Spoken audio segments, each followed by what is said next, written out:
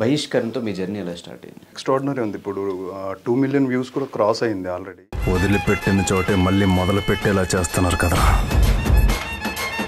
ఈ సబ్జెక్ట్లో మీరు కొత్తగా ఏం చూపించబోతున్నారు? ఇప్పుడు 90s బ్యాక్ డ్రాప్ లో జరుగుతున్న ఒక స్టోరీ ఇది.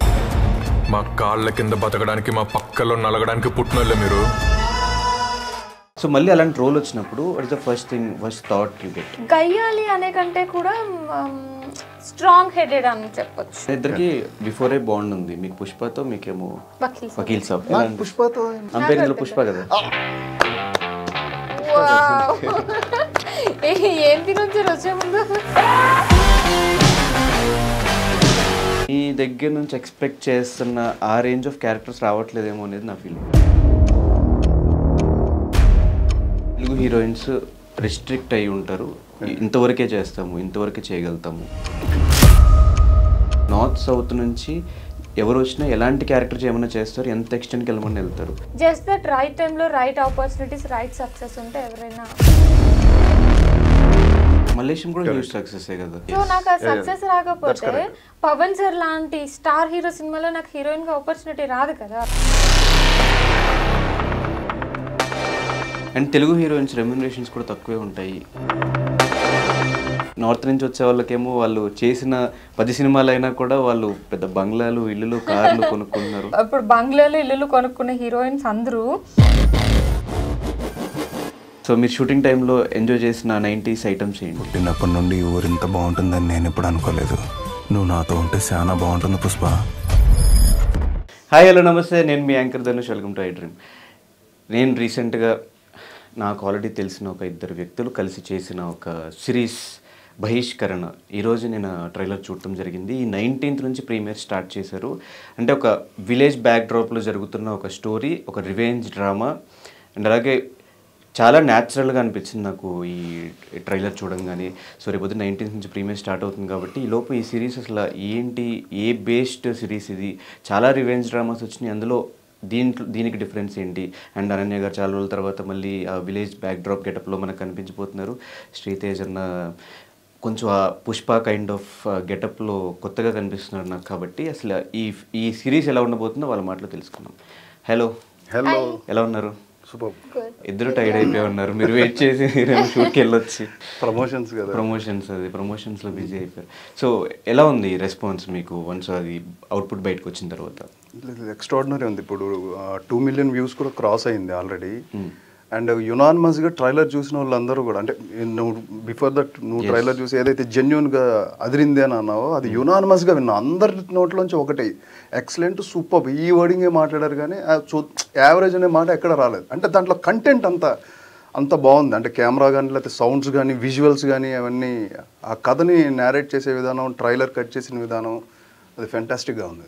అంటే రీసెంట్ టైమ్స్లో వచ్చిన చాలా ఈ రియలిస్టిక్ సబ్జెక్ట్స్ అన్నీ కూడా, పుష్ప అయినా, రంగస్థలమైన, మొన్న మల్లేశమైన, ఇవన్నీ సినిమాలు కూడా ఆడియన్స్ అట్రాక్ట్ చేసిన సబ్జెక్ట్స్. సో ఈ సబ్జెక్ట్లో మీరు కొత్తగా ఏం చూపించబోతున్నారు? అంటే 90s బ్యాక్ డ్రాప్లో ఇప్పుడు cinema projection is different. And బడ్జెట్ని బట్టి విజువలైజేషన్స్ మారుతాయి. అండ్ కథలోకి వచ్చేసరికి ఇప్పుడు 90s బ్యాక్ డ్రాప్లో జరుగుతున్న ఒక స్టోరీ ఇది డైరెక్టర్ గారు ఆయన నిజ జీవితంలో ఆయనకి సంబంధించిన కొన్ని వ్యక్తుల యొక్క వాస్తవిక సంఘటనల ఆధారంగా ఆయన రిటర్న్ చేసిన స్టోరీ ఇది.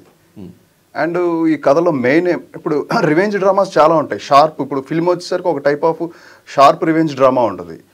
రివెంజ్ డ్రామాలో విలన్ ఇప్పుడు యాంటాగనిస్ట్, ప్రోటాగనిస్ట్లో విలన్ని చూపించే విధానంలో ఒక క్రూయాలిటీని ఎంత డెప్త్గా చూపిస్తే రివెంజ్కి కారణాలు అన్నీ ఎక్కువ ఉంటాయి. దావి ఇన్నర్ సెన్స్గా హైడింగ్గా ఉన్నాయా లేకపోతే ఓపెన్గా ఉన్నాయా అనేది స్క్రీన్ ప్లే. ఆ స్క్రీన్ ప్లేలో మా బహిష్కరణలో డ్రామాతో కూడిన సెంటిమెంటల్గా చాలా ఎఫెక్టివ్గా ఉండే సీన్స్ చాలా ఉన్నాయి. అవి రియలిస్టిక్ స్పేస్లోనే ఉంటాయి. ఎక్కడ వేరే సినిమాల్లో చూసినట్టు కానీ ఆ ఇంపాక్ట్ అయితే అసలు ఉండదు. ఎందుకంటే నేను కానీ లేకపోతే అనన్య గారు కానీ మేము చేసిన కొన్ని సీన్స్ ఉన్నాయి, అవి ఎక్స్ట్రాడినరీగా ఉంటాయి. డెఫినెట్గా చూసిన తర్వాత అరే ఇది వెబ్ సిరీస్గా రావాల్సింది కాదు, ఇది థియేటర్లో సినిమాగా రావాల్సింది. ఇది అంత కంటెంట్ ఉంది, అంత మంచి ఫీల్ బేస్డ్ సీన్స్ చాలా ఉన్నాయి. సో అనన్య గారు, మీరు ఆ విలేజ్ బ్యాక్డ్రాప్లో ఆ క్యారెక్టర్ పర్ఫార్మెన్స్ గురించి చెప్పక్కర్లేదు, ఆల్రెడీ మేము మలేషియన్ సినిమా చూసాము. సో మళ్ళీ అలాంటి రోల్ వచ్చినప్పుడు what is the first thought you get? Actually after Malaysia I've got a lot of similar kind of roles. కాకపోతే మలేషియంకి దీనికి just that look is same అంతే, everything is different. It might be characterization or దాంట్లో నేను చాలా soft ఇన్నోసెంట్గా ఉంటాను, దీంట్లో full ఇచ్చి పడేస్తుంది, ఒక మాట అంటే 10 మాటలు అనిపిస్తుంది. సో అట్లా ఫుల్ ఆన్ మాస్ ఉంటుంది. అది నన్ను చాలా ఎగ్జైట్ చేసింది బికాస్ నన్ను బీఇట్ విలేజ్ గర్ల్ ఆర్ నార్మల్గా లేదని నన్ను చాలా ఇన్నోసెంట్ సాఫ్ట్ గర్ల్గా చూపిస్తారు కదా. So it's completely opposite. అది ఎగ్జైట్ చేసింది. సో సిమిలర్ రోల్స్ రాగానే కొంచెం భయం పట్టేస్తుంది, ఆల్రెడీ చేసాం కదా, ఫ్లేవర్ ఎక్కడైనా కనిపించేస్తాము, లుక్ వైజ్ మారుద్దామా లేకపోతే ఇంకోటి ఏమైనా డిఫరెంట్ ట్రై చేద్దామని, అట్లా మీరు తీసుకున్న జాగ్రత్తలు ఏంటి ఈ రోల్? అంటే నేను ఇందాక చెప్పినట్లు జాగ్రత్త తీసుకోవాల్సిన అవసరం రాకుండా వచ్చింది క్యారెక్టరైజేషన్. మొత్తం కంప్లీట్ క్యారెక్టరైజేషన్ డిఫరెంట్ ఉంటుంది. అంటే ఎక్కడ ఓకే మలేషియంలో చేసిన అనన్య అన్న ఫీల్ రాదు. ఇప్పుడు ఫర్ ఎగ్జాంపుల్ ఒక సిటీ గర్ల్ అంటే city girl kind of similar roles చాలా ఉంటాయి, అట్లనే విలేజ్ గర్ల్ లో కూడా కైండ్ ఆఫ్ సిమిలర్ రోల్సే బట్ ఎట్ డిఫరెంట్ చాలా ఉంటాయి. గయ్యాలి క్యారెక్టర్ ఫుల్ అంటే గయ్యాలి అనే కంటే కూడా స్ట్రాంగ్ హెడెడ్ అని చెప్పొచ్చు అంతే. అంటే ఏ పాయింట్ ఆఫ్ వ్యూలో స్ట్రాంగ్ హెడెడ్ అంటే తను నమ్మిన దానికోసం తన లైఫ్ కోసం తను పోరాడింది అని అనిపించింది నాకైతే ఆ సిరీస్ మొత్తంలో. ఆ క్యారెక్టరైజేషన్ హైస్ ఉన్నాయి లోస్ ఉన్నాయి, హైస్ ఉన్నాయి లోస్ ఉన్నాయి. వెబ్ సిరీస్ విషయానికి వస్తే అట్లనే ఉంటుంది. ఇప్పుడు మీరు ఇందాక అడిగినట్లు మూవీస్ చాలా వచ్చాయి, దీనికి దానికి డిఫరెన్స్ ఏంటి అంటే వెబ్ సిరీస్లో ఏంటంటే ఒక లైఫ్ని చూపిస్తారు, మూవీలో ఏంటంటే ఓన్లీ ఒక పాయింట్ ఒక పర్టికులర్ కొంచెం ఒక పీరియడ్ ఆఫ్ టైంలో వాళ్ళు చూపించాలి. వెబ్ సిరీస్లో అంటే హైస్ లోస్ చూపించడానికి చాలా ఆపర్చునిటీ దొరుకుతుంది, ఎందుకంటే కొంచెం లెంత్ ఎక్కువ ఉంటుంది. సో ఎవ్రీ ఎపిసోడ్కి ఆడియన్స్ చూడటానికి ఛాన్స్ ఉంటుంది, కాబట్టి వాళ్ళ క్యారెక్టరైజేషన్ ఎలా చేంజ్ అవ్వకుంటూ వచ్చిందని. ఇది ఒక 7 years స్పాన్లో జరుగుతుంది. సో 7 years స్పాన్లో ఈ అమ్మాయి లైఫ్లో ఉన్న ఎవ్రీథింగ్ డిఫరెంట్, కొన్నిసార్లు చాలా లో ఉంది, కొన్నిసార్లు చాలా హై ఉంది, బట్ ఏ పాయింట్లోనూ ఆమె కాన్ఫిడెన్స్ పోగొట్టుకోలేదు, ఎప్పుడు కాన్ఫిడెంట్గా ఉంటుంది. ఒకసారి తన లైఫ్ మొత్తం ఒక పాయింట్ ఆఫ్ టైంలో ఒక 1 dayలో మొత్తం మారిపోతుంది, బట్ స్టిల్ ఆ మారిన దాంట్లోంచి కూడా తను స్ట్రాంగ్గా బయటకు వస్తుంది అనమాట, వెరీ కాన్ఫిడెంట్గా. అది చాలా మంచి రోల్ అట్లా ఆ విషయానికి వస్తుంది. సూపర్. సో మీకు ఎట్లా వస్తుంది బ్రో ఈ బహిష్కరణతో మీ జర్నీ ఎలా స్టార్ట్ అయింది? యాక్చువల్గా అంటే క్యారెక్టర్స్ కోసం చూస్తున్నప్పుడు కాల్ చేసి రమ్మన్నారు, అండ్ ఫోటో యాజ్ యూజువల్గా డైరెక్ట్గా చూశారు, అంత టెస్ట్ లుక్ అది చూసుకున్నారు, లుక్ గెటప్ అది అంతా వేసుకొని చూసుకుని ఇమీడియట్గా జీ వాళ్ళకి పంపించగానే యునానిమస్గా జీ టీమ్ అందరూ కూడా ఓకే అన్నారు. శ్రీతేజ సూపర్ ఉంటుంది, శ్రీతేజ అయితే ఓకే డన్ అనగానే ముందు నా కాన్ఫిడెన్స్ వచ్చింది. అంటే ద జీ నెట్వర్క్ అనేది పెద్ద నెట్వర్క్, వాళ్ళందరూ ఏ దృష్టితో చూస్తారంటే టోటల్గా రిలీజ్ తర్వాత ఎలా ఉంటుంది, సెట్ అవుతాడా లేదా ఇంత దృష్టితో చూస్తారు కదా, అంతమంది దృష్టితో వాళ్ళు చూసినప్పుడు వాళ్ళ వర్డ్స్ నాకు చాలా బాగా అనిపించినాయి. అండ్ ఒక ఛాలెంజింగ్ క్యారెక్టర్ మళ్ళీ ఇంకోటి దొరికింది నాకు, దాన్ని ఇంకా బాగా పర్ఫామ్ చేయాలి, చూపించడానికి కూడా ఎక్కువ స్కోప్ ఉంది అనేది బాగా అర్థమైంది. ఇంకా అలా ఆపర్చునిటీలోకి ఎంటర్ అయ్యింది. అండ్ స్టోరీ వైజ్ ఏం నచ్చింది మీకు? ఏది కన్విన్స్ చేసింది? Zee network first of all Zee network లేకపోతే జీ నెట్వర్క్ వాళ్ళు మన కథ వాళ్ళకి తెలుసు, కథలోకి నేను ఫిట్ అవుతానని వాళ్ళకి తెలుసు, కథలోకి ఫిట్ అవుతానని తెలిసినప్పుడు నేను కథలోకి ఎంటర్ అయ్యేటప్పుడు కథ మొత్తం వింటాం కదా, కథే సోలే నాకు బాగా నచ్చింది. ఆ నేరేషన్ ఏదైతే కథ నేరేషన్ ఉందో ఇప్పుడు అంటే పూర్తిగా వివరంగా చెప్పలేకపోవచ్చు. ఆఫ్టర్ 19th తర్వాత ఎవరైతే చూస్తారో డెఫినెట్గా ఇప్పుడు చేసే ఇంటర్వ్యూస్ కంటే ఇంకా ఎక్కువ ఉంటాయి. ఈ సీన్ ఎలా చేశారు మీరు, ఈ ఫైట్ ఎలా చేసావు, అక్కడ నూతి దగ్గర ఎలా చేసావు, వాటర్లో ఎలా చేసావు బ్రదర్ అని చెప్పి నన్ను అడిగే క్వశ్చన్స్ ఇంకా ఎక్కువ పెరుగుతాయి. ఎందుకంటే అంత రియలిస్టిక్ స్పేస్లో ఉంది. ఒక శివపుత్రుడు అండ్ పరుత్తి వీరన్ ఇలాంటి సినిమాలు తమిళ్లో చూస్తాం కదా, ఇంకా భలే ఉన్నాయి తమిళ సినిమాలు చాలా రియలిస్టిక్గా చేస్తారని, అంత రియలిస్టిక్ పాత్లో ఉంటుంది. క్యారెక్టరైజేషన్స్ కానీ లేకపోతే డైరెక్టర్ గారి విజన్ ఇవన్నీ నాకు బాగా నచ్చినాయి. నాకు చెప్పారు ఫస్ట్ నేను కొత్తగా చూపిస్తాను, ఇప్పటివరకు నువ్వు చేసిన క్యారెక్టర్స్ కాకుండా ఇది నువ్వు కొత్తగా ఉంటావు అనగా నాకు ట్రిగర్ అయింది. అంటే ఈయన ఏదో కొత్తగా చేయించాలనుకుంటున్నారు అనే ఫస్ట్ పాయింట్ అది నాకు డైరెక్టర్ గారితో బాగా కనెక్టివిటీ పెరిగింది. ప్లస్ ఇంకా నా హోంవర్క్ నేను 100% నా హోంవర్క్ చేస్తాను. కొత్తగా రావడానికి ఇంకా నేనేం చేయొచ్చు, బాడీ లాంగ్వేజ్లో ఏం చేంజెస్ చేయొచ్చు, ఫేషియల్ ఎక్స్ప్రెషన్స్లో ఏం చేయొచ్చు, కళ్ళు ముందు చేసిన సినిమాలకు ఉండే ఐ ఎక్స్ప్రెషన్కి దీనికి డిఫరెన్స్ ఉండాలి. దానికోసం ఏం జాగ్రత్తలు తీసుకోవచ్చు అని హోంవర్క్ చేయడానికి అన్నిటికీ నాకు స్పేస్ దొరికిందని అనిపించింది. ఏం రిఫరెన్స్ తీసుకున్నారు మీరు ఈ క్యారెక్టర్ కోసం? ఏం తీసుకోలేదండి, ఓన్లీ డైరెక్టర్ గారి పాయింట్ ఆఫ్ వ్యూలో నుంచి ఆయన ఐడియాలజీ అంటే మా క్యారెక్టర్స్ని ఆయన చూశాడు రియల్గా. ఆయన ఎక్స్పీరియన్స్లో వాళ్ళ ఊరి దగ్గరలో మాకు సంబంధించిన క్యారెక్టర్స్ కొన్ని క్యారెక్టర్స్ ఉన్నాయి. అందుకని చెప్పి ఆయన guidance and director point of వ్యూలోంచి నేను క్యారెక్టర్ని అర్థం చేసుకొని ఆ రియలిస్టిక్ స్పేస్లో ఎలా ఉండాలి ఏంటనేది దాని మీదే వర్క్ చేశాను.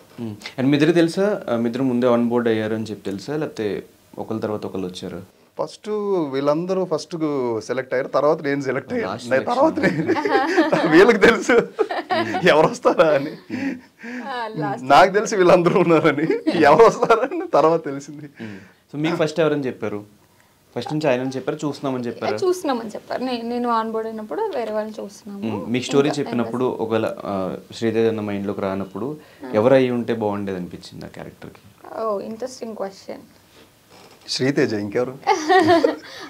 ఆయన అర్థమైంది కానీ నేను చెప్పాలి కదా, పక్కన నేను ఉన్నప్పుడు ఇంకో పేరు ఎందుకు? తర్వాత చెప్పండి. లేదు చెప్పండి పేరు. సో నేను ఎప్పుడు థింక్ చేయలేదు యాక్చువల్లీ చెప్పాలంటే, ఇట్లాంటి రా అండ్ రెస్ట్రిక్ రోల్స్ ఎవరు చేస్తారు ఎక్కువగా అని నేను ఎప్పుడు థింక్ చేయలేదు. సో థింక్ చేసి చెప్తాను. బేసిక్ రా అండ్ రెస్ట్రిక్ గా అంటే ఇప్పుడు హై బడ్జెట్ రామ్ చరణ్ గారు, అల్లు అర్జున్ గారు, జూనియర్ ఎన్టీఆర్ వీళ్ళందరూ చేశారు. కానీ వాళ్ళ బడ్జెట్ లెవెల్స్ అనేవారు. ఇప్పుడు కొద్దిగా సెమీ కేటగిరీ వచ్చేసరికి ఉండరు కనిపించరు ఎవరు ఏంటనేది. అక్కడ పెర్ఫామ్ చేసి ఇప్పుడు నేను కూడా అంతకుముందు ఆరస్టిక్ చేయలేదు కదా, నేను చేసిన క్యారెక్టర్స్ వేరు. కానీ దీనికి వేరేలాగా పోర్ట్రే చేసుకోవాలని నేను అందుకనే జీ5 నెట్వర్క్ నన్ను బిలీవ్ చేసినందుకు నేను చాలా ఉంటాను వాళ్ళకి 100%. అది ఎందుకంటే అందుకే ఆ విధానంలో చూశారు కదా నన్ను అని. సో అంజలి గారు కనిపిస్తున్నారు మాకు ట్రైలర్లో, ఆమె ఫైట్స్ రక్తపాతం కనిపిస్తుంది మాకు. సో ఆమె క్యారెక్టరైజేషన్ ఏంటి? చాలా స్ట్రాంగ్ క్యారెక్టర్ అని అర్థమవుతుంది, ప్రాస్టిట్యూట్ రోల్ అని అర్థమవుతుంది. మళ్ళీ ఆవిడ బ్యాక్ టు బ్యాక్ ప్రాస్టిట్యూట్ రోల్స్లోనే వస్తున్నారు. ఈ డిస్కషన్ ఎప్పుడు జరిగిందా ఆమెతో పాటు? లేదు జరగలేదు. అంటే పర్టికులర్గా డిస్కషన్ జరగలేదు. కానీ ఇప్పుడు కొత్తగా ఏదో ట్రై చేయాలని చూస్తారు అంజలి గారు. క్యారెక్టర్స్ బాగుండాలి, క్యారెక్టరైజేషన్ బాగుండాలి, దానికోసమే నేను వెయిట్ చేస్తాను. అందుకే రెగ్యులర్ సినిమాలు ఎక్కువ చేయను, తక్కువ సినిమాలు చేసినా మంచి క్యారెక్టర్ ఉండేది అనే పాయింట్ ఆఫ్ వ్యూలో చేస్తానని ఇప్పుడు డిస్కషన్ చేస్తారు, ప్రొఫెషనల్ డిస్కషన్. కానీ ఇద్దరికి బిఫోరే బాండ్ ఉంది, మీకు పుష్పతో, మీకేమో వకీల్ సాబ్తో. ఎస్, వకీల్ సాబ్తో. పుష్పతో అంపేర్లో పుష్ప కదా.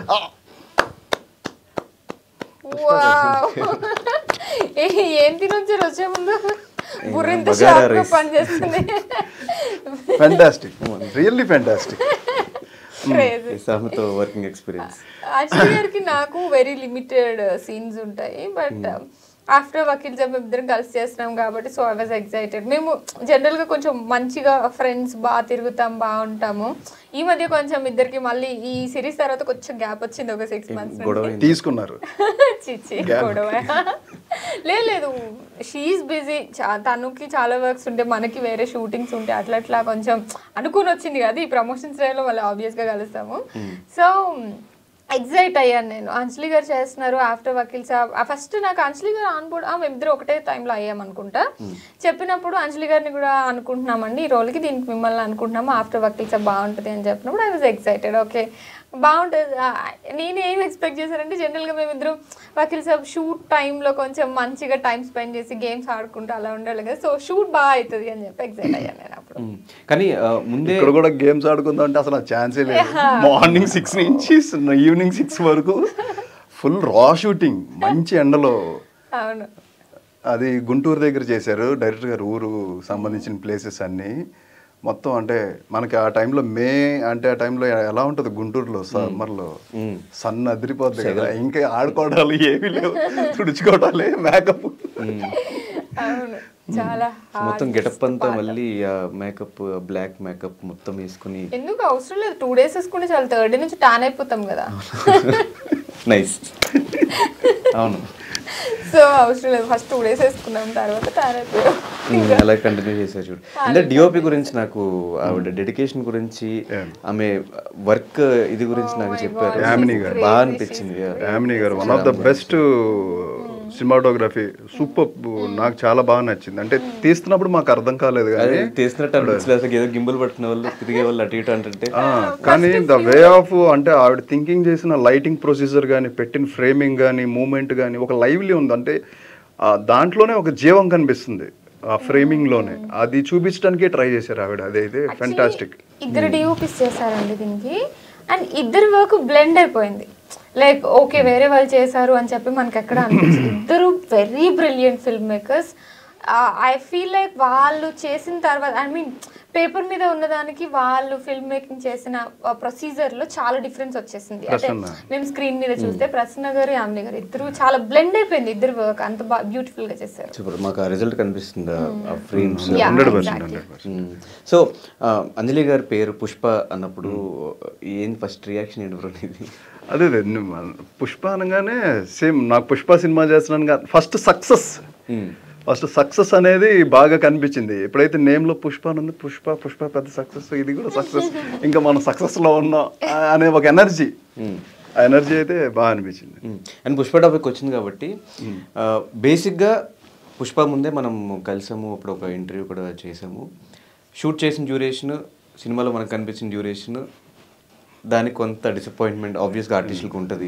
ఒక హ్యూజ్ రేంజ్ ఫిలింలో అంత షూట్ జరిగిన తర్వాత ఎడిట్ అయిపోయిన తర్వాత కొంచెం ఇది ఉంటుంది. సో ఇప్పుడు 2లో అయినా ఎక్స్పెక్ట్ చేయొచ్చా, లేదంటే మళ్ళీ సేమ్ ఎంత ఉంటుందో తెలియదా? నా కర్తవ్యాన్ని, నా బాధ్యతని అంతఃకరణ శుద్ధితో నేను చేశాను. బికాస్ ఆఫ్ అంటే ఉంటుందనే అనుకుంటున్నానండి. కథలో మిళితమై ఉంటుంది కాబట్టి 100% ఉంటుంది. షూటింగ్ జరుగుతుంది, ఇంకా కంప్లీట్ అవ్వలేదు. ఇప్పటి వరకు చాలా సీన్స్ చేశాను. ఇంకా ఈ గెటప్ అందుకని మెయిన్ సినిమా అవ్వాలి, దానికోసం అండి. సో ఎలా వస్తుంది ఫిలిం మీకు అనిపించినంత వరకు?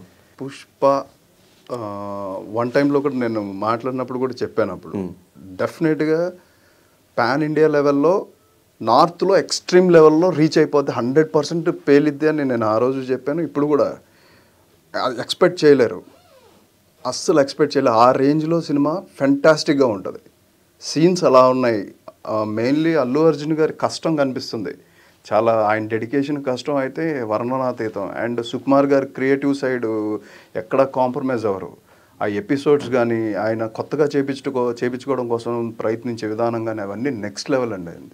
ఆడియన్స్ ఆల్రెడీ రిలీజ్ అయిన సాంగ్లోనే ఆయన యొక్క మార్క్, అల్లు అర్జున్ గారు ఏదైతే ఆయనకు ఒక మార్క్ ఉంటుంది, ఆ మార్క్ని చూపించారు. 100% అది మళ్ళీ కనిపిస్తుంది. చిన్న చిన్న డీటెయిలింగ్ ఆ లెగ్ మూమెంట్ స్టెప్ ఏం చేశారు? ఎవరైనా ఎక్స్పెక్ట్ చేశారా?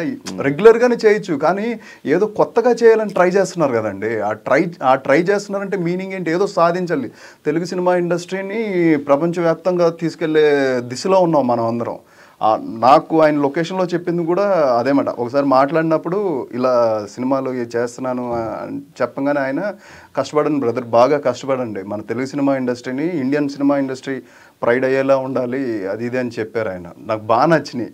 అంటే ఆయన లోపల జీలు, అంటే అందరూ కష్టపడండి, అందరూ బాగా డెడికేటెడ్గా ఉండండి, బాగా వర్క్ చేయండి అని బూస్టింగ్, అది బాగా నచ్చిందండి. అది సూపర్. సో అనన్య గారు ఎలా ఉంది లైఫ్, నడుస్తుంది? నేను ఒక ప్రీ రిలీజ్ ఈవెంట్లో మీ స్పీచ్ చూసి దర్శి గారితో ఏం పట్టుకున్న సబ్జెక్టులు హిట్ అవుతున్నాయి, ఏం చేసిన సక్సెస్ అవుతుంది, ఆ లక్ ఫ్యాక్టర్ అంటారు, మరి ఏమనుకున్నారు మీరు? మీ విషయంలో ఏం జరుగుతుంది? నా విషయంలోనా? What do you think? I'm successful or I'm trying to be there? అసలు ఏమనిపిస్తుంది? మీ దగ్గర నుంచి ఎక్స్పెక్ట్ చేస్తున్న ఆ రేంజ్ ఆఫ్ క్యారెక్టర్స్ రావట్లేదేమో అనేది నా ఫీలింగ్.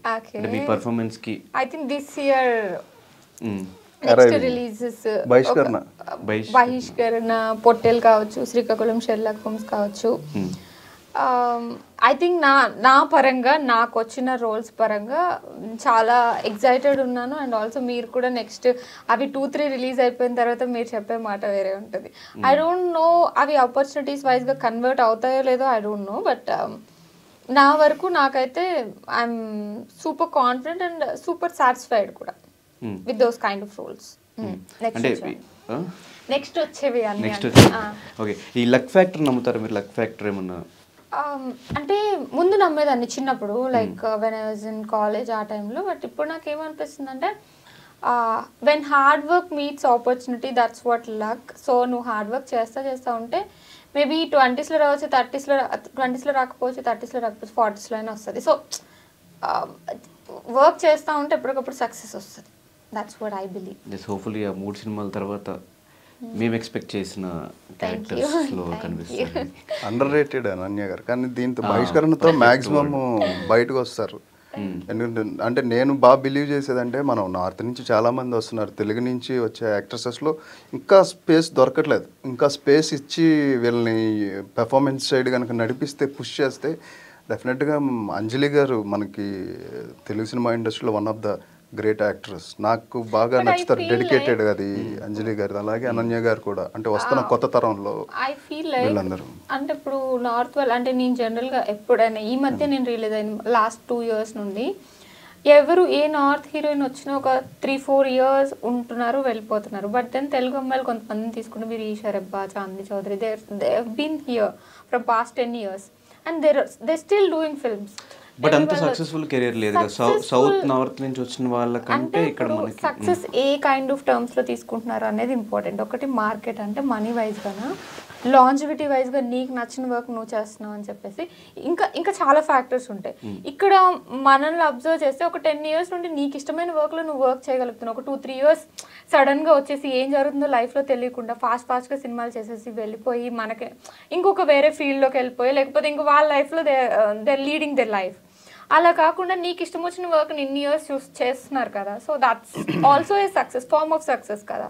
లాంజివిటీ టర్మ్ లో చూస్తే అది కూడా చాలా బెస్ట్ అని అనిపించింది నాకైతే. ఈ మధ్యకాలంలో నేను రియలైజ్ అయింది అది ఫ్యాక్టర్.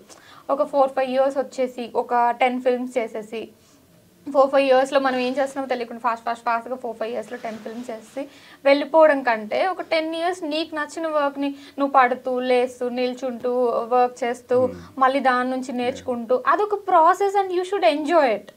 అది చాలా బాగుంటుంది కూడా ఫీల్. ఒక ఫర్ ఎగ్జాంపుల్ ఆలోచించండి, మీరు వచ్చారు ఒక 1 fine day, మీరు ఒక 1 fine Friday మీకు ఒక సక్సెస్ వచ్చింది. తర్వాత వెంటనే ఏదేదో ప్రాజెక్ట్స్ వచ్చేస్తూనే చేసేస్తుంటాం, మనకు కూడా తెలియదు ఏం చేస్తున్నాము. ఆ 4-5 years మనం చేసి రియలైజ్ అయ్యే గ్యాప్లో మనల్ని వెనక్కి పంపించేస్తారు. ఆ హీరోయిన్స్ విషయంలో నేను చెప్తున్నా. అలా కాకుండా సరే పడ్డాము, మళ్ళీ లేచాము, మళ్ళీ ఒక సక్సెస్ వచ్చింది, ఒక హోప్ వచ్చింది, మళ్ళీ నెక్స్ట్ స్టెప్కి వెళ్తున్నాం. అది కూడా ఫార్మ్ ఆఫ్ సక్సెస్ కదా. అంటే ఆ సక్సెస్ చాలా టేస్టీగా ఉంటుంది. So that's what I believe. ఇప్పుడు బట్ లాస్ట్ టైం నేను మీ ఇన్స్టాగ్రామ్ ఫొటోస్ గురించి అడిగినప్పుడు లైక్ ఆపర్చునిటీస్ నేను ఏ వచ్చినా చేయడానికి రెడీగా ఉన్నాను. ఇప్పుడు బిఫోర్ ఏం కంప్లైంట్ అంటే తెలుగు హీరోయిన్స్ రిస్ట్రిక్ట్ అయి ఉంటారు, ఇంతవరకే చేస్తాము, ఇంతవరకే చేయగలుగుతాము, ఇలా ఉంటారు. నార్త్ సౌత్ నుంచి ఎవరు వచ్చినా ఎలాంటి క్యారెక్టర్ చేయమన్నా చేస్తారు, ఎంత ఎక్స్టెంట్కి వెళ్ళమని వెళ్తారు. ఇక్కడ మీ కొంతమంది రెడీ అవుతున్నా కూడా, అలా చేద్దామని రెడీ అవుతున్నా కూడా వాళ్ళకి ఎందుకు ఆపర్చునిటీస్ రావట్లేదు అనే క్వశ్చన్ మీకు ఎప్పుడైనా వచ్చిందా? అసలు మీరు ఇప్పుడు అడిగిన దానికి ఒక్కసారి ఇన్స్టాగ్రామ్ పేజ్ ఓపెన్ చేసి ఎవరైనా వేరే వాళ్ళకి ఎవరికైనా చూపించారు అనుకోండి, అంటే సౌత్ అండ్ నార్త్ కంపారిజన్ తెలియని వాళ్ళకి ఎవరికైనా చూపించి వీళ్ళు సౌత్ అండ్ నార్త్ అని అడిగితే we can not say వీళ్ళు సౌత్ నార్త్ అని, because everyone is glamorous, everyone is looking good, everyone is performing well. It's just that lack of ఒక కైండ్ ఆఫ్ హిట్ రావాలి ఎవరికైనా. ఆ హిట్ వస్తే ఎక్కడికైనా వెళ్ళిపోతారు. నా ఫీలింగ్ అయితే అదే ఉంది. మరి ఇప్పుడు అంటే ఇప్పుడు ఫర్ ఎగ్జాంపుల్ ఇప్పుడు నాకు ఒక తమిళ్లో ఒక కొత్త అమ్మాయిని చూసాను. నాకు అమ్మాయి నార్త్ సౌత్ అనేది మనకేం అర్థం కాదు వాళ్ళ ఇన్స్టాగ్రామ్ ప్రొఫైల్ చూస్తే. సో గ్లామరస్ అనేది మ్యాటర్ కాదనుకుంటున్నాను నేను ఇప్పుడు. అంటే అందరూ గ్లామరస్గానే ఉంటున్నారు. జస్ట్ దట్ రైట్ టైంలో రైట్ ఆపర్చునిటీస్, రైట్ సక్సెస్ ఉంటే ఎవరైనా వెళ్ళిపోతారు. మలేషియం కూడా హ్యూజ్ సక్సెస్ కదా. Huge success, but huge success. దాని తర్వాత ప్లేబ్యాక్ అండ్ వకీల్ సాబ్ వచ్చింది. యాక్చువల్లీ మలేషియం లాంటి చిన్న సినిమా అంత సక్సెస్ అయింది కాబట్టి నేను సెకండ్ ఫిల్మ్కి పవన్ కళ్యాణ్ గారు లాంటి స్టార్ హీరోతో చేయగలిగాను. ఆబ్వియస్ గా కదా, అదే బేసిక్ మంచి పెర్ఫార్మెన్స్ చేయగలుగుతారు అనేది పాయింట్ ఆఫ్ వ్యూలో పెద్ద సినిమాలో ఒక ఆపర్చునిటీ వచ్చింది. సో నాకు ఆ సక్సెస్ రాకపోతే పవన్ సార్ లాంటి స్టార్ హీరో సినిమాలో నాకు హీరోయిన్ గా ఆపర్చునిటీ రాదు కదా. సో ఆపర్చునిటీస్ వచ్చాయి, కానీ దాని తర్వాత కోవిడ్ వచ్చింది, అటు ఇటు అయిపోయింది ఇంకా మొత్తం. So that's what happened. So next 3 films కి అయితే మీరు ఫుల్లీ కాన్ఫిడెంట్ గా ఉన్నారు? ఎక్సైటెడ్ ఉన్నాను. ఇది నెక్స్ట్ వచ్చే 3 films. సో ఇప్పుడు ఏంటి, ఎట్లా డిసైడ్ చేసుకున్నారు కెరియర్ అంటే? ఇప్పుడు ఇట్లా వెబ్ సిరీస్ అండ్ సినిమా రెండువా, లేదంటే ఎప్పుడైనా మంచి వెబ్ సిరీస్ చేసుకున్న తర్వాత మిగతా అంత టైం వస్తుంది? రియల్లీ థింక్ మన ప్లాన్ చేసినట్టు కెరియర్ వెళ్తుందని? మీ కెరియర్ అయినా వెళ్ళదు, బట్ ఎంతో కొంత ఒక థాట్ ప్రాసెస్ ఉంటుంది కదా, ఇవే చేయాలి, ఇట్లాగే వెళ్ళాలి. I'm just going with the flow. నేనైతే నిజంగా చెప్తున్నాను. అంటే ఈ టైంలో ఎందుకంటే ఒక ఐడియా ఉంది అని అనుకోండి, ఈ టైంలో నాకు ఫర్ ఎగ్జాంపుల్ కొన్ని ఆపర్చునిటీస్ ఉన్నాయి. ఫర్ ఎగ్జాంపుల్ ఈ డేకి నా దగ్గర ఒక 4 స్క్రిప్ట్స్ నేను చదవడానికి ఉన్నాయి, ఒక 2 స్క్రిప్ట్స్ వినడానికి ఉన్నాయి, ఒక స్క్రిప్ట్ డిస్కషన్లో ఉంది అని అనుకోండి. ఈ 5-6 స్క్రిప్ట్స్లో ఇప్పుడున్న టైంకి, ఇప్పుడున్న నా మైండ్ సెట్కి, నా మెచ్యూరిటీ లెవెల్కి, నేను కెరియర్ అనుకున్న విధానానికి వీటిలో బెస్ట్ ఏది ఉందో అది చూస్ చేసుకొని వెళ్ళిపోతాము. సో దీని రిజల్ట్ని బట్టి నెక్స్ట్ వచ్చే స్క్రిప్ట్స్ డిసైడ్ అవుతాయి. సో దాని ప్రకారం ఆలోచిస్తే మనం ఎప్పుడు ఇలా వెళ్తుంది నా కెరియర్ అని డిసైడ్ చేసుకోలేము. You just have to flow like A water. ఇప్పుడు ఉన్న దాంట్లో బెస్ట్ చూస్ చేసుకుంటూ వెళ్ళిపోవాలి. అప్పుడే నీకు వర్క్ ఉంటుంది అండ్ మెచ్యూరిటీ లెవెల్స్ ఇంక్రీజ్ అవుతాయి, నీ ఎక్స్పీరియన్స్ ఇంక్రీజ్ అవుతుంది అండ్ టాలెంట్ కూడా పెరుగుతూ ఉంటుంది. బికాజ్ నువ్వు కొత్త పీపుల్తో వర్క్ చేస్తావు. ఎప్పుడైతే నాకు అలాంటి రోల్స్ కావాలి అని చెప్పేసి ఇంట్లో కూర్చుంటే ఫస్ట్ ఆఫ్ ఆల్ నీకు ఒక మెచ్యూరిటీ లెవెల్ ఇంక్రీజ్ అవ్వదు. ఎందుకంటే కొత్త కొత్త పీపుల్తో పనిచేస్తాం, కొత్త కొత్త టెక్నిక్స్ నేర్చుకుంటాం. అండ్ ఈ సెట్లో ఎవరైనా చూసి ఓకే ఈ అమ్మాయి బాగా చేస్తుంది, బాగుంది, పర్ఫార్మెన్స్ బాగుంది, బాగా కనిపిస్తుంది అని చెప్పేసి నెక్స్ట్ దానికి వాళ్ళే చాలామంది నన్ను రిఫర్ చేసిన వాళ్ళు కూడా అలా ఉన్నారు. ఓకే ఈ అమ్మాయి బాగుంది, ఈ అమ్మాయి ఈ రోల్కి అయితే సెట్ అవుతుంది అని చెప్పేసి. సో దాన్ని బట్టి ఆలోచిస్తే కెరియర్ని ప్లాన్ చేసుకోవడం కంటే వచ్చిన వాటిలో బెస్ట్ ఆపర్చునిటీస్ చూస్ చేసుకుంటూ వెళ్తే ఎవరికైనా ఆపర్చునిటీస్ వస్తే సక్సెస్ కూడా వస్తుంది. అండ్ తెలుగు హీరోయిన్స్ రెమ్యునరేషన్స్ కూడా తక్కువే ఉంటాయి, యాక్సెప్ట్ చేస్తారు. నార్త్ నుంచి వచ్చే వాళ్ళకేమో వాళ్ళు చేసిన 10 సినిమాలు అయినా కూడా వాళ్ళు పెద్ద బంగ్లాలు, ఇల్లులు, కార్లు కొనుక్కుంటున్నారు. మన వాళ్ళు మాత్రం ఇంకా స్టిల్ ఇక్కడే limited budget. Depending on the films we are doing. And ఇప్పుడు ఫర్ ఎగ్జాంపుల్ సక్సెస్ వచ్చింది అని అనుకోండి, అప్పుడు ఆబ్వియస్గా నీకు మార్కెట్ వస్తుంది. ఇప్పుడు బంగ్లాలు, ఇల్లులు కొనుక్కున్న హీరోయిన్స్ అందరూ వాళ్ళకి ఒక కమర్షియల్ సక్సెస్ వచ్చింది. చాలామంది నార్త్ నుండి కూడా పాపం 100 మంది వస్తే ఒక 10 మంది బయటకు వస్తున్నారు. 10 మందికి ఏదో ఒక కొంచెమైనా కమర్షియల్ సక్సెస్ ఉన్న హీరోయిన్సే బయటకు వస్తున్నారు. సో ఆ కమర్షియల్ సక్సెస్ ఉంది అంటే మార్కెట్ ఉంటుంది, జనాలను చూడటానికి వస్తున్నారు. సో ఆ మార్కెట్ ఉన్నప్పుడు ఆబ్వియస్గా నిన్ను చూడటానికి ఒక 100 రూపీస్ పెట్టి ఆడియన్స్ వస్తున్నారంటే దాంట్లో ఒక 10% షేర్ యాక్టర్కో యాక్ట్రెస్కో వెళ్తుంది కదా. సో ఆబ్వియస్గా అందుకని వాళ్ళు చేస్తున్నారు. ఇప్పుడు మేము తెలుగు హీరోయిన్స్ చేసేవి కూడా కొంచెం బిగ్ బడ్జెట్లో మాకు కూడా మార్కెట్ ఎక్కువగా వచ్చింది అనుకోండి, ఆబ్వియస్గా మనకు కూడా వస్తుంది. అంతే, end of the day it's a business. అంతే, అది ఆ ప్లేస్ లోకి వెళ్తాం అందరం 100% వెళ్తాం. నాకు ఆ బిలీవబిలిటీ బాగుంది. సో అది బాగా కష్టపడ్డాం మామూలుగా కదా. అందుకని ఆఫ్టర్ రిలీజ్ ఎంత డెడికేటెడ్గా కష్టపడతారు అందరు కాదనట్లేదు. కానీ దీనికి కష్టపడడం అనేది ఫ్యాన్స్ లేవు, గాలి లేదు, తినడానికి టైం లేదు. చాలా చాలా డెడికేటెడ్ సీన్స్ ఎలా చేసామంటే ఎక్కడ చేస్తుంటే నాకు గుర్తొచ్చింది. మీకు గుర్తుంది, మేము ఒక విలేజ్కి వెళ్ళాము, విలేజ్లో ఒక షూట్ చేస్తున్నాము, మిమ్మల్ని అరెస్ట్ చేసి తీసుకెళ్తారు కదా. ఆ సీన్ ఆ సీన్ లో వి డోంట్ నో, అంటే పక్కన క్రౌడ్ వస్తారు, విలేజ్ నుండి వస్తారు, వాళ్ళు వస్తారు, వీళ్ళు వస్తారు అని తెలియదు మాకు. వాళ్ళు వచ్చారు, మార్నింగ్ నుంచి స్టార్ట్ చేసాము, వాళ్ళు వస్తున్నారు, మధ్యలో డిస్టర్బ్ చేస్తున్నారు. ఒక 50 మెంబర్స్తో, అంటే 50 మెంబర్స్ అంటే ఊరోళ్ళు ఏదో ఫైట్ డిజైన్ చేసి అలా కాదు, ఊరు వాళ్ళే వస్తారనమాట. అటు ఇటు ఫైట్ జరుగుతూ ఉంటుంది. అక్కడ మధ్యలో ఇలా లాగుతాను, మేము ఇలా లాగుతాం, ఈయన అటు వెళ్తాడు. యాక్టర్స్ అందరు, నాకేమో గాజు కూర్చోని బ్లడ్ వచ్చేసింది, ఇంకా నాకు మార్క్ ఎక్కడో ఉంది. అయితే బ్లడ్ వచ్చింది, ఆఫ్టర్నూన్ లంచ్ తినలేదు, చేస్తూనే ఉన్నాం.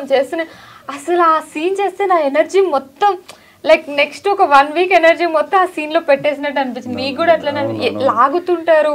ఫైటర్స్ కాదు, రియల్ ఫైటర్స్ కాదు, విలేజర్స్, వాళ్ళ మధ్యలో ఉన్న వాళ్ళని స్ట్రాంగ్ గా ఉంటారు. చాలా రియలిస్టిక్ స్పేస్ లో చేసే ఉంటున్నాను. అందుకని ఆఫ్టర్ రిలీజ్ డెఫినెట్గా అన్ని క్రాఫ్ట్స్కి నాట్ ఓన్లీ యాక్టర్స్ మనం ఎక్కువ కనిపిస్తాం కాబట్టి ఫస్ట్ ఆఫ్ ఆల్ మాకు బాగా రికగ్నైజేషన్ వస్తుంది. అలాగే టెక్నికల్గా కూడా డైరెక్టర్ గారు కానీ, రైటర్స్ కానీ, డిఓపి కానీ, మ్యూజిక్ కానీ, ఆల్ క్రాఫ్ట్స్, ఎడిటింగ్ సెక్టర్ కానీ one of the best awards తీసుకుంటామని నేను బిలీవ్ చేస్తున్నాను. అంటే ఓటీటీ అవార్డ్స్ ఉంటాయి కదా, అందులో అంటే 90s చాలా రియలిస్టిక్ ఇన్సిడెంట్స్ని బేస్ చేసుకుని తీసారంట కదా బ్రో, రియల్ ఇన్సిడెంట్స్ని.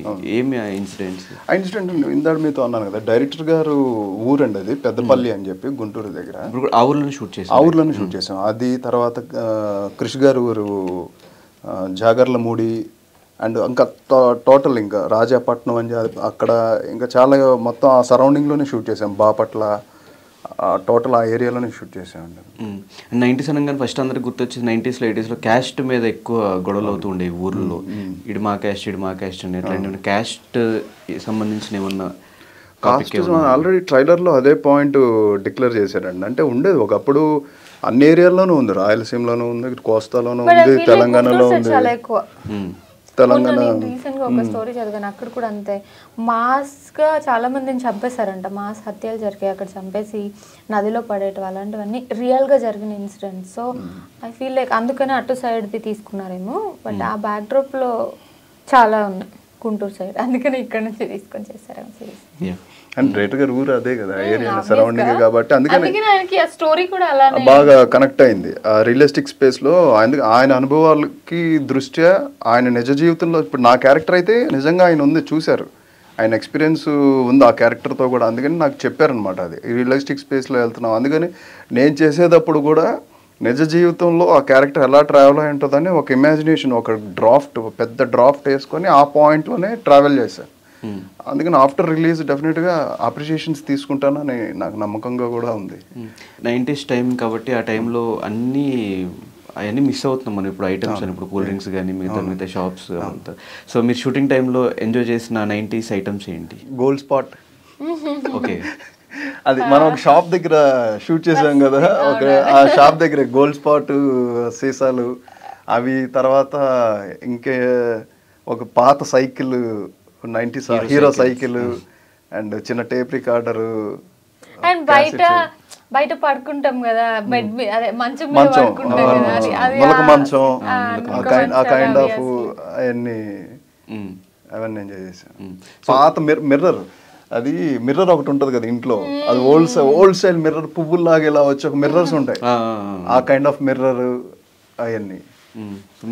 మీరేమి ఎంజాయ్ చేశారా 90s ఐటమ్? అదే బయట పడుకునేది, ఆ మంచాలు లేకపోతే చెట్ల కింద. గుర్తొచ్చిన టైంలో మెమరీస్ అట్లా షూట్ జరుగుతున్నప్పుడు? నేను చిన్నప్పుడు మనకి సమ్మర్ టైంలో బయట పడుకుంటాం కదా, అమ్మమ్మ వాళ్ళ ఇంటికి వెళ్ళినప్పుడు అది అనిపించింది నాకు. మాకు కొన్ని సీన్స్ ఉన్నాయి అట్లా మంచం మీద పడుకొని చేసే సీన్స్, అప్పుడు గుర్తొచ్చింది.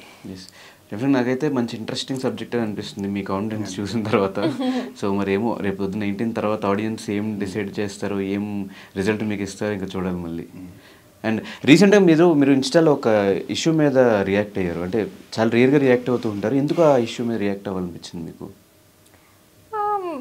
రియాక్ట్ అవ్వడం కంటే అవేర్నెస్ తేవాలనిపించింది. బికాజ్ చాలా ఇష్యూస్ జరుగుతున్నాయి అట్లా, కానీ ఎవరికి తెలియట్లేదు. ఎందుకు అంటే ఎవరు మాట్లాడట్లేదు, అంటే they not taking it serious. కానీ నేను ఆ ఇష్యూ మీద సైబర్ క్రైమ్ డిపార్ట్మెంట్కి వెళ్ళి అక్కడ మాట్లాడుతున్నప్పుడు, అక్కడ కంప్లైంట్ ఇద్దామని వెళ్ళినప్పుడు నాకు అర్థమైంది, అంటే people are losing real money, చాలా లాక్స్లో క్రోర్స్లో మోసపోతున్నారు.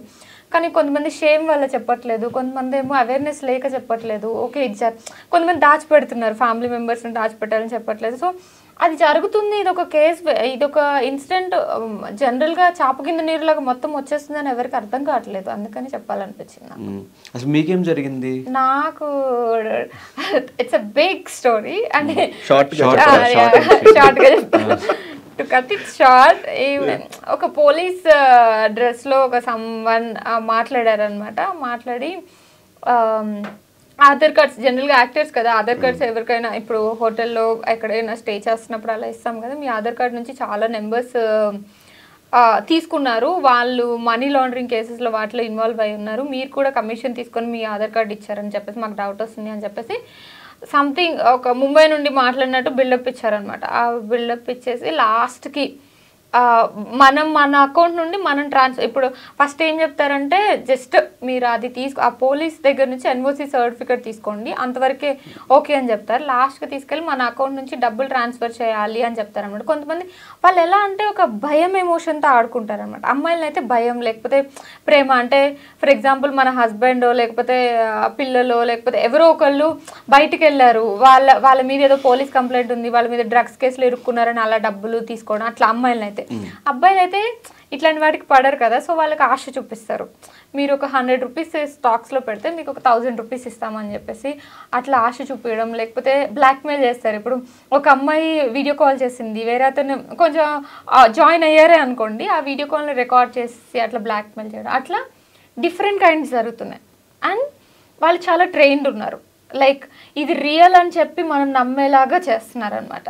ప్రతి ఒక్కరి బ్రెయిన్ని ట్రిక్ చేయగలరు. మనం అనుకుంటాము వీళ్ళు ట్రిక్ చేయలేరు అని అనుకుంటాము, కానీ మీ ఎమోషన్ని, ఏదో ఒక ఎమోషన్, ఆశకో లేకపోతే అమ్మాయికో భయానికో దేనికో దాని ప్రేమకో దేనికో దాన్ని పడతారు కదా, ఏ ఎమోషన్కి పడితే దాని మీద టాప్ చేస్తున్నారు వాళ్ళు.